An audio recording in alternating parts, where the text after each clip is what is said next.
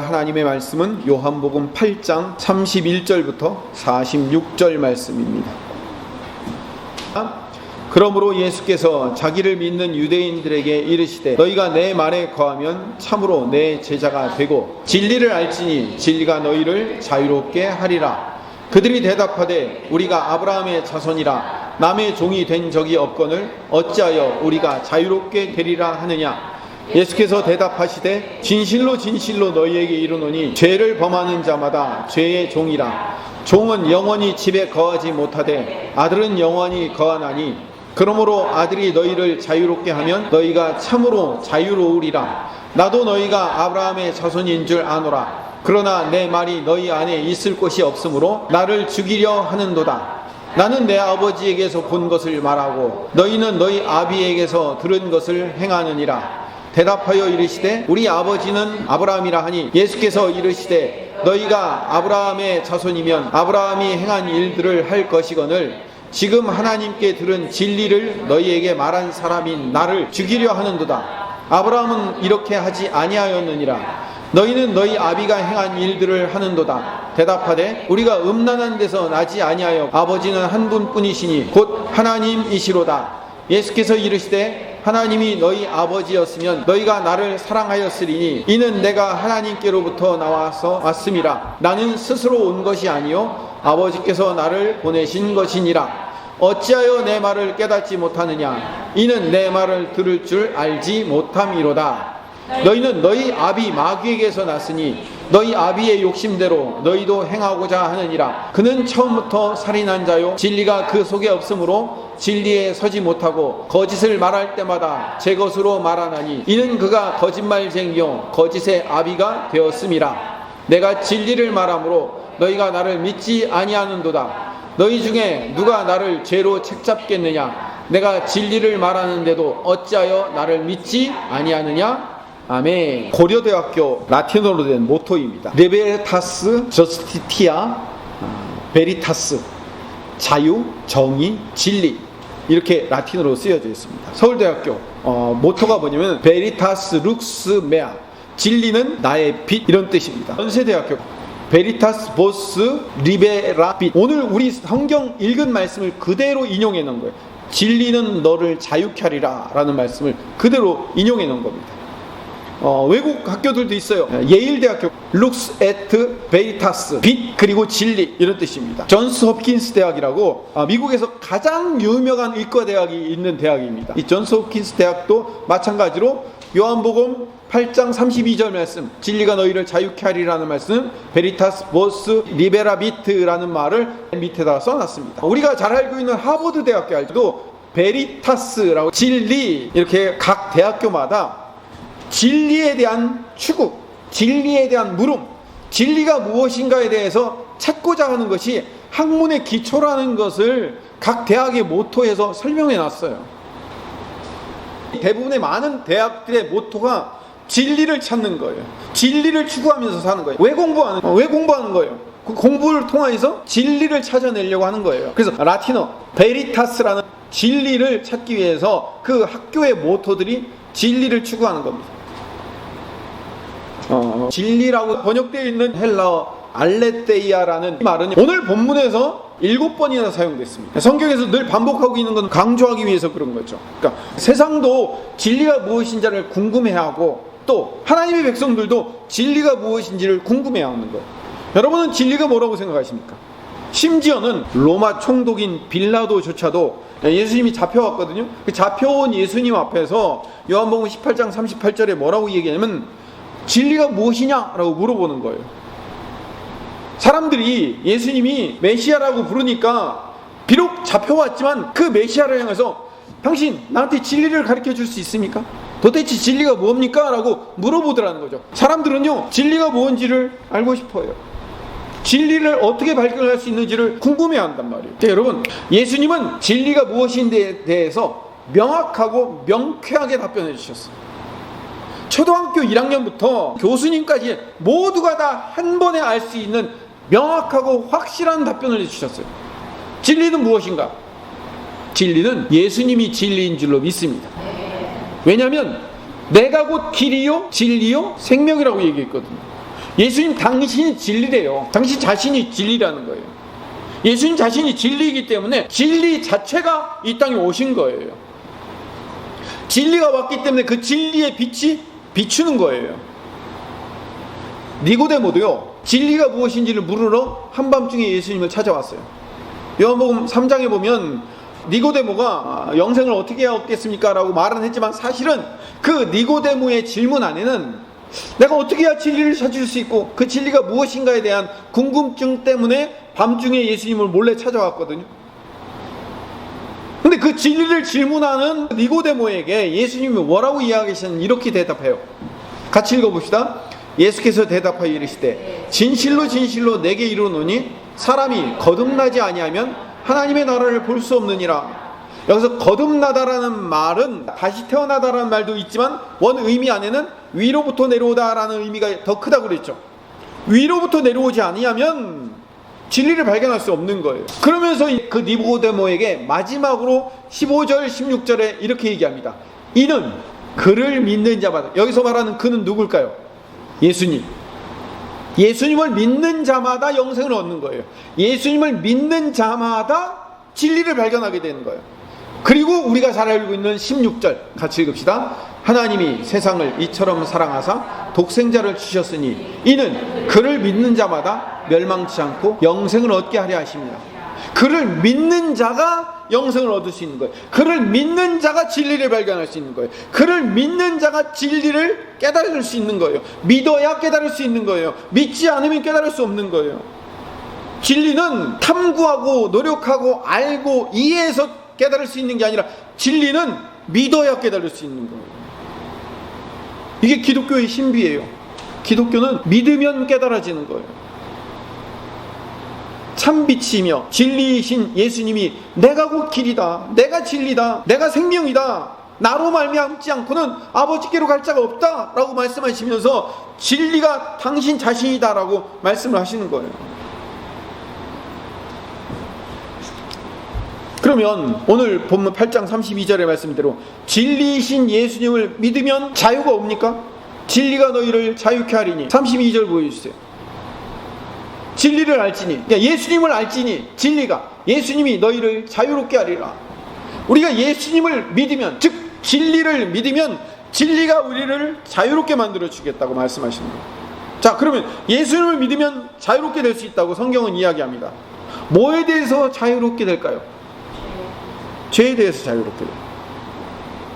우리는 인간의 자유가 무엇인지를 오늘 이 시간에 다시 한번 점검할 필요가 있습니다. 오늘 여러분들에게 너무나도 중요하고 중요한 진리가 무엇이며 자유가 무엇인지에 대해서 알고 돌아가시기를 바랍니다. 인간은 진리를 추구하는 것 못지않게 자유를 추구하면서 합니다. 자유를 얻기 위해 투쟁하는 것이 인간의 역사라고 해도 과언이 아니에요. 고대 시대에는 누구를 중심으로 역사가 돌아가냐면 왕을 중심으로 돌아갔어요. 그가 역사의 중심이었어요, 왕이. 그런데 점점점 해방되고 그 독재의 권력, 왕의 권력, 한 사람에게 집중된 그 권력에서 해방되면서 미국이 노예 해방, 프랑스의 대혁명, 우리도 일제시대를 강점기에서 해방되고 수많은 해방을 통하여서 자유를 경험하며 독립을 통하여서 자유를 경험하게 되는 거예요. 근데 인간의 자유라는 것은 억압의 대상에서 벗어나는 거예요.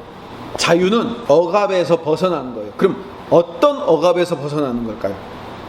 통치자 왕의 억압에서 벗어나는 것, 계급의 억압에서 벗어나는 것, 그게 억압에서 벗어나는 것만일까요?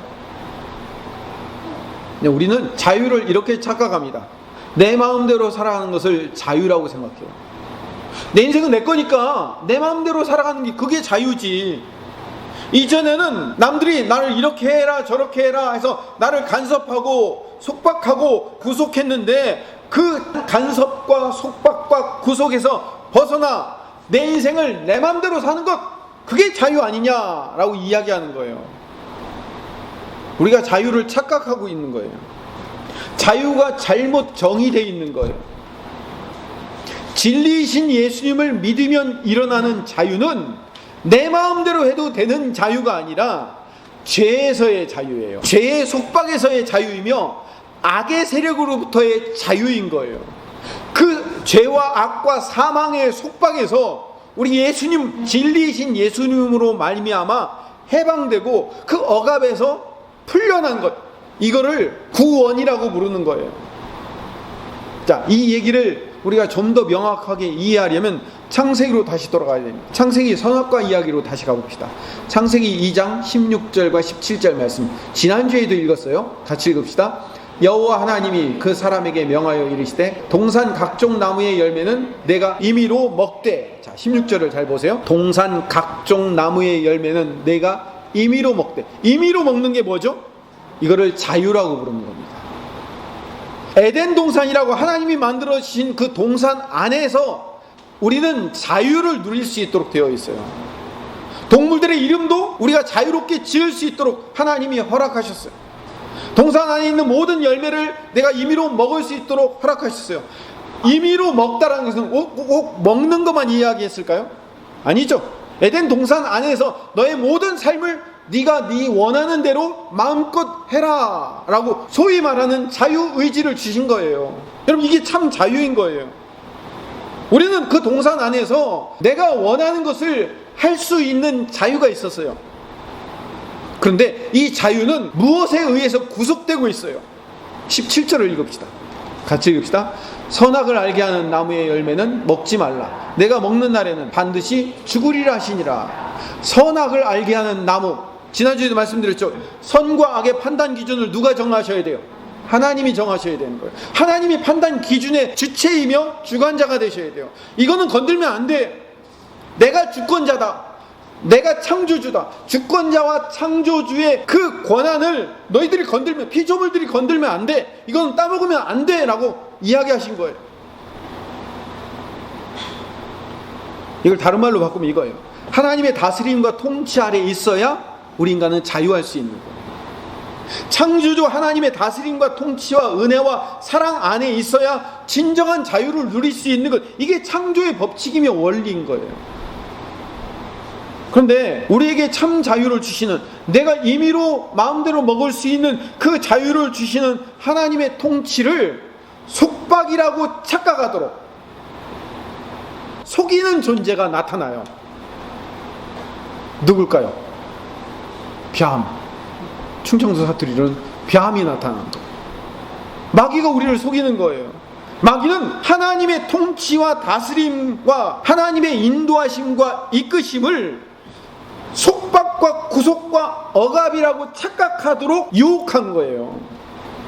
창세기 3장을 봅시다. 3장 1절에 보면 뱀으로 변한 사탄은 하나님처럼 선악을 알고 규정하는 자유를 네가 한번 누려봐라 라고 얘기하는 거예요.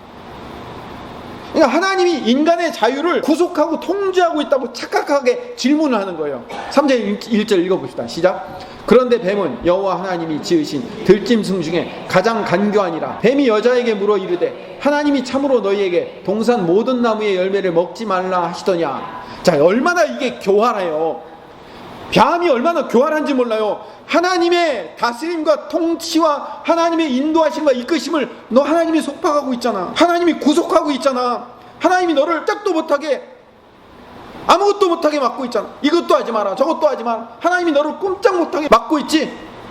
하나님이 너를 속박하고 있는 거야 라고 말하고 있는 거예요. 그러니까 여자 하와가요, 그 얘기를 듣고 그런가 하고 살짝 속기 시작하는 거예요. 뱀의 말에 현혹되어서 자기들의 자유가, 내 마음대로 하고 싶은 그 권리가 하나님에 의해서 구속당하고 있다고 착각하는 듯한 대답이 시작되는 거예요. 2절, 여자가 뱀에게 말하되 동산 나무의 열매를 우리가 먹을 수 있으나. 3절, 동산 중앙에 있는 나무의 열매는 하나님의 말씀에 너희는 먹지도 말고 만지지도 말라. 너희가 죽을까 하노라 하셨느니라. 먹지도 말고 만지지도 말고 근처에도 가지 말고, 우리를 막 속박하고 있는 것처럼 그렇게 대답을 하는 거예요. 그러자 이 뱀으로 변한 사탄이 유혹을 하는 거예요. 어떻게 유혹해요? 너 하나님으로부터 자유해. 하나님의 다스림과 통치로부터 벗어나. 그래야 네가 자유할 수 있는 거야 라고 얘기를 하는 거예요. 4절 5절 6절 시작. 뱀이 여자에게 이르되 너희가 결코 죽지 아니하리라. 너희가 그것을 먹는 날에는 너희 눈이 밝아져 하나님과 같이 되어 선악을 알 줄을 하나님이 아심이니라. 여자가 그 나무를 본즉 먹음직도 하고 보암직도 하고 지혜롭게 할 만큼 탐스럽기도 한 나무인지라 여자가 그 열매를 따먹고 자기와 함께 있는 남편에게도 주매 그도 먹은지라. 하나님은 분명히 피조물인 인간에게 선악과를 따먹지 말라라는 규정을 통해서 창조주는 피조물을 보호하고 통치하고 인도하고 다스려야 된다. 그 하나님의 통치와 보호와 인도를 벗어나는 것, 그걸 뭐라고 얘기한다고요? 죄라고 규정하는 거예요. 너 그 죄 지으면 안 돼. 내 통치함과 다스림과 나의 보호함을 벗어나면 그게 죄야. 거긴 멸망당하는 곳이야 라고 분명히 규정을 해주셨는데, 인간이 5절에 보니까 하나님과 같이 되어, 그러니까 하나님의 통치 아래 벗어나 나도 하나님처럼 내 인생을 내 마음대로 사는 그 자유를 누리고 싶다라고 얘기하는 거예요. 6절 봅시다. 여자가 그 나무를 보니까 보암직도 하고 먹음직도 하고 지혜롭게 할 만큼 탐스럽죠. 이게 뭔지 아세요? 그냥 열매 자체가 먹음직하고 보암직하고 탐스러운 것만이 아니라 하나님의 통치와 다스리심을 벗어나 내 인생을 내 마음대로 살고 싶을 때 누릴 수 있는 그 자유가 보암직한 거예요. 내 인생을 내 뜻대로 살고 싶은 그 자유가 지혜로워 보이는 거예요. 그게 탐스러워 보이는 거예요. 야, 내 인생 내 마음대로 살면 얼마나 좋을까. 인간은 원죄를 지었다. 원죄가 뭔지 아십니까? 인간의 본성이 변한 거예요. 어떤 본성? 하나님의 다스림과 통치함과 그 인도하심과 보호하심 아래 있는 것을 당연한 걸로 생각했는데, 거기서 벗어나서 내 인생은 이제 내 것이야, 내 마음대로 살 거야, 자유롭게 살 거야 라고 생각하는 순간, 그것 자체, 그 생각 자체가 원죄인 거예요. 원죄를 가진 인간의 본성은 스스로 내 인생을 주인으로 여기며 사는 거야. 내 인생 내 마음대로 살겠다는데 왜 일주일에 한 번씩 예배를 드리라는, 꼭 나와서 드리라는 둥, 온라인으로 드려도 되는데 꼭 나와서 드리라는 둥, 왜 나를 왜 우리를 간섭하고 있어요? 왜 우리에게 핀잔을 주고 눈치를 주고 있는 거예요? 나 자유롭게 살고 싶다니까요. 편하게 예배하면 되지. 왜 구속하는 거예요? 왜 속박하는 거예요? 이 자유시대에 하나님께 드리는 예배가, 하나님 앞에 나오는 것이 속박으로, 구속으로 느껴지는 거예요. 점점 더. 이게 뭐 원죄를 가진 자들의 속성인 거예요. 인간은 그 원죄로부터 자유롭게 될 때까지, 인간은요, 나도 하나님처럼 내 인생의 주인이 내가 되어서 자아도취에 따라 사는 거예요. 죄가 지향하는 대로 끌려가는 거예요. 사탄이 뱀으로 변해서 우리 인생을 끌고 가는 줄도 모르고 마치 나는 그냥 내 인생을 내가 내 맘대로 사는 것처럼 착각하고 사는 거예요. 그래서 인간은요, 스스로 하나님을 찾을 수 없는 존재가 되고요, 하나님의 통치 안에 들어갈 수 없는 존재가 되었어요. 사도 바울이 이걸 이런 식으로 표현해요. 로마서 3장 10절에서 12절 말씀 같이 읽읍시다. 기록된 바 의인은 없나니 하나도 없으며 깨닫는 자도 없고 하나님을 찾는 자도 없고 다 치우쳐 함께 무익하게 되고 선을 행하는 자는 없나니 하나도 없도다. 하나님을 스스로 찾는 자가 없어진 거예요. 아니, 내 인생 내 맘대로 살고 싶은데 누가 그 통치 아래, 다스림 안에 들어가려고 하겠어요? 12절에 보면 선을 행하는 자는 없나니 하나도 없다고 그래요. 아니, 세상 사람들도 우리 그리스도인들 이상으로 비영리 단체를 만들어 그들도 구제도 하고 봉사도 하고 얼마나 많이 선을 행하는데 왜 선을 행한 자는 하나도 없다고 얘기합니까? 라고 말할지 모르겠지만, 여러분, 하나님 앞에서의 선은 정의를 다시 해야 돼요. 하나님 앞에서의 선은 우리 인간이 알고 있는 도덕과 윤리로 선한 행위 몇 가지 더하는 것이 선이 아니고, 하나님 앞에서의 선은 하나님을 주인으로 인정하고 피조물의 자리로 내려가 하나님의 뜻과 방법에 순복하는 것을 선이라고 부르는 겁니다. 그럼 우리가 왜 착한 일을 하는지 아십니까? 하나님이 하라고 했기 때문에, 하나님이 선을 행하라고 했기 때문에 우리는 하는 거예요. 하나님의 명령에 순복하기 위해서 하는 거예요. 우리의 선은 하나님을 섬기는 것이 우리의 선인 거예요. 자, 이제 진리가 뭐라고 그랬어요? 진리는 예수 그리스도라고 그랬죠. 자유의 정의와 진리를 합쳐봅시다. 진리는 예수 그리스도이십니다. 자유는 창조주이시며 구원자이신 하나님의 통치하심과 다스림과 보호하심과 인도하심 아래로 들어가는 것, 그거를 참 자유라고 정의를 했습니다. 내 인생의 주인이 나이기 때문에 내가 원하는 대로 내 마음대로 내 인생을 살아가는 것이 자유인 줄로 착각했던 삶에서 이제 우리가 참 자유를 누리기 위해서는 진리이신 예수님을 믿고 진리이신 예수님에 순종하여 따라가는 것, 그게 참 자유인 거예요. 하나님의 뜻 안에 들어가는 것이 자유예요. 그 자유를 누리려면 진리이신 예수님을 만나야 돼요. 진리이신 예수님 앞으로 나와야 참 자유를 누리는 거예요. 그래서 오늘 본문이 진리가 너희를 자유롭게 하리라 라고 말씀하신 거예요. 진리이신 예수님께서 참 자유를 주십니다. 하나님의 뜻과 방법대로 살아갈 수 있는 자유, 그게 참 자유인 거예요. 하나님의 다스림과 통치 아래에 있는 것은 구속이며 속박이며 통제가 아닌가? 라고 생각할지 모르겠지만 하나님 없이 인간은 자유할 수 없어요. 이 인간의 어리석은 생각에서 우리가 벗어날 필요가 있다고요. 제가 옛날에도 한번 예를 들었는데 우리 최 집사님이 피아노를 정말 잘 치셔요. 그렇죠? 피아노를 자유롭게 치기 위해서는 어떻게 해야 될까요?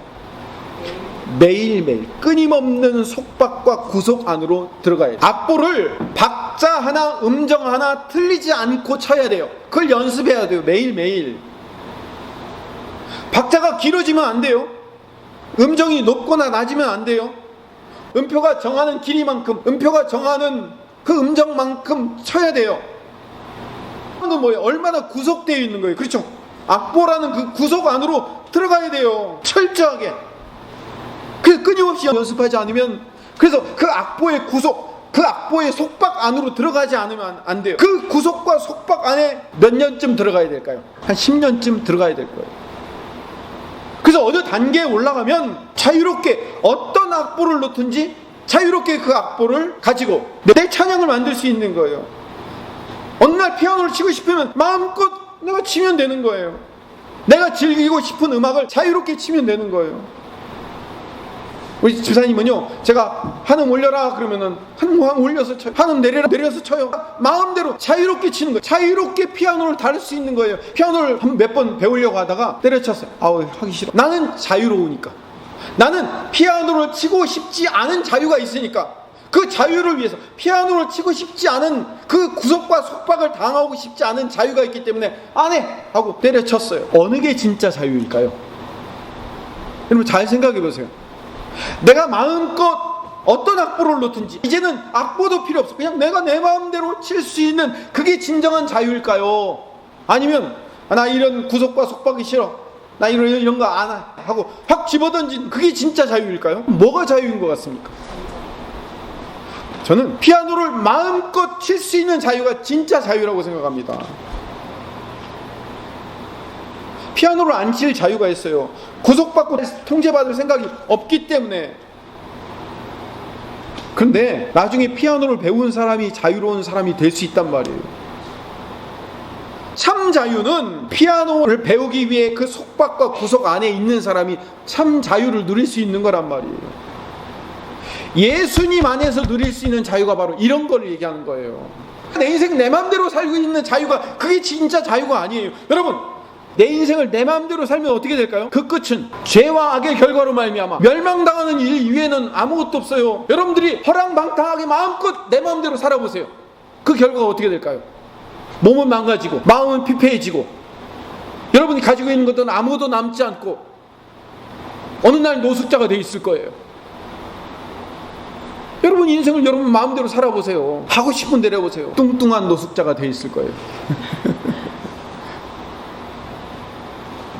여러분 이 원리를 신앙에도 적용해야 돼요. 우리가 원하는 자유는 죄와 악에서 나왔던 자유예요. 진짜 자유, 참 자유는 그 죄와 악으로부터 벗어나는 자유예요. 하나님을 절대적으로 의존하고 의지하여 하나님이 부으시고 공급하시는 힘과 능력으로만 살아갈 수밖에 없다는 인생이 되는 것, 여기서 참 자유를 우리는 누리게 되는 거예요. 처음으로 다시 돌아서 에덴 동산 안에 있을 때 얼마나 자유로운 거예요. 내가 먹고 싶은 대로 마음껏 할 수 있잖아요. 우리는 그 자유를 내가 내 발로 차고 나온 거예요. 창조주 하나님의 구속과 통제와 속박이 싫어서 그 자유를 차고 나왔어요. 근데 우리에게 하나님의 은혜로 다시 참 자유를 얻을 수 있는 기회를 주셨어요. 예수님 때문에. 예수님으로 말미암아 우리가 참 자유를 누리게 되었어요. 오늘 본문 36절을 봅시다. 같이 읽읍시다. 그러므로 아들이 너희를 자유롭게 하면 너희가 참으로 자유로우리라. 왜 아들이 자유롭게 만들 수 있을까요? 아까 이 32절에 뭐라고 되어 있습니까? 진리가 너희를 자유롭게 하리니까. 그러니까 아들이 너희를 자유롭게 하리라는 말과 같은 말이 되는 거죠. 반대로 유대인들은 38절을 봅시다. 나는 내 아버지에게서 본 것을 말하고 너희는 너희 아비에게서 들은 것을 행하느니라. 유대인들은요 자기들의 아비가 따로 있대요.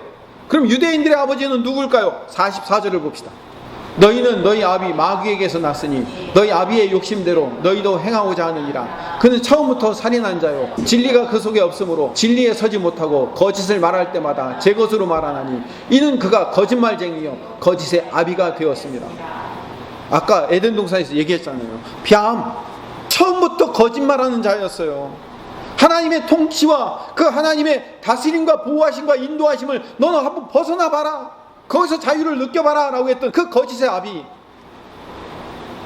그 거짓의 아비의 결과물은 뭐예요? 그는 처음부터 살인한 자요. 거짓에 속이는 자의 결과물은 살인, 죽이는 것밖에 안 나와요. 아담과 하와가 에덴 동산에서 쫓겨나서 이 땅에 내려와서 제일 먼저 일어난 사건이 뭔지 아십니까? 그들이 아들 둘을 낳았는데 형제 가인이 동생 아벨을 돌로 쳐서 죽이는 것. 인류가 에덴 동산에서 벗어나서 이 땅에 내려와 일어난 첫 번째 사건이 뭐냐면 죽이는 사건이에요. 가인이 아벨을 죽여요. 형이 동생을 죽였다고요. 왜? 내가 죽이고 싶으니까. 저놈이 미우니까 내가 죽이고 싶은 자유가 있으니까 그 자유를 마음껏 활용한 거예요. 인간의 자유의 결과는 살인밖에 안 나오는 거예요. 아까도 얘기했잖아요. 내 마음대로, 내 인생 내 마음대로 살고 싶은 삶의 결과는 그냥 악과 죄로 말미암아 끝나는 결과밖에 안 된다는 거예요.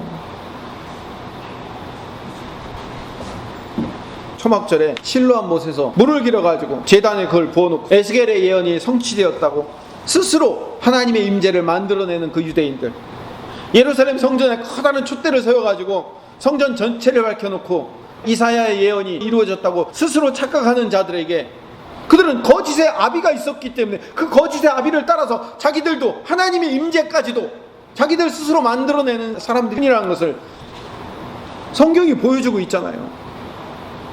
그들에겐 진리이신 예수님이 없기 때문에 그들은 참 자유를 누릴 수 없는 거예요. 이제 오늘 말씀을 정리합시다. 참 자유를 누리는 자는 어떻게 살아야 하는가? 진리이신 예수님의 통치와 다스림과 인도하심으로 들어가야 됩니다. 요한복음 15장 4절에서 7절 말씀 읽어봅시다. 내 안에 거하라.